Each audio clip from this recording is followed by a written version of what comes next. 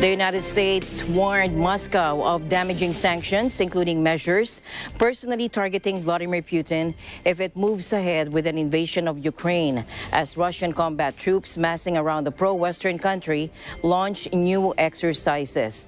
Tension appeared to be increasing, with the White House saying the risk of a Russian invasion of Ukraine remains imminent.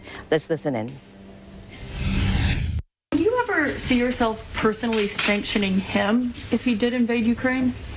Yes. You would?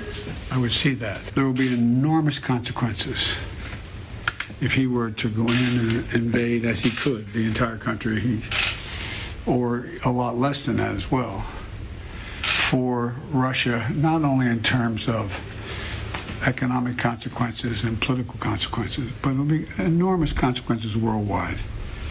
This would be the largest, if he were to move in with all those forces, it would be the largest invasion since World War II.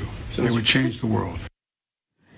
Meanwhile, British Prime Minister Boris Johnson echoed that threat, saying sanctions would be heavier than anything we've ever done. French President Emmanuel Macron said he would talk by telephone with Putin on Friday, seeking clarification on Moscow's intentions. Let's listen in. We agreed that we would respond in unison to any Russian attack on Ukraine, in unison, by imposing coordinated and severe economic sanctions, heavier than anything we have done before against Russia. And we agreed on the necessity of finalising these measures as swiftly as possible in order to maximise their deterrent effect. Avec la Russie. C'est dans ce contexte et avec la même volonté, exigeante mais lucide, que j'aurai un échange vendredi matin avec le président Poutine. Ce n'est pas un déplacement, c'est un échange téléphonique.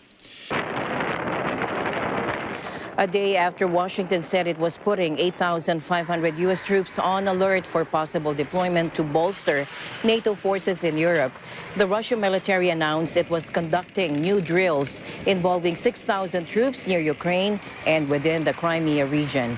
The drills included firing exercises with fighter jets, bombers, anti-aircraft systems, and ships from the Black Sea and Caspian fleets, according to the Defense Ministry.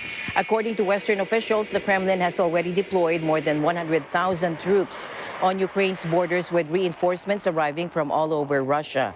Washington also warned Russia ally Belarus that its authoritarian government would face a swift and decisive response if it helps Moscow invade Ukraine. In recent days, we've also made clear to Belarus that if it allows its territory to be used for an attack on Ukraine, it would face a swift and decisive response from the United States and our allies and partners.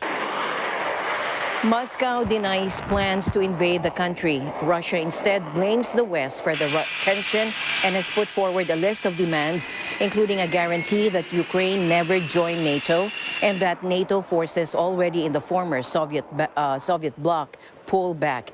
The senior U.S. official said contingency plans were being drawn up to get Europe through the winter in case Russia moves to squeeze energy supplies.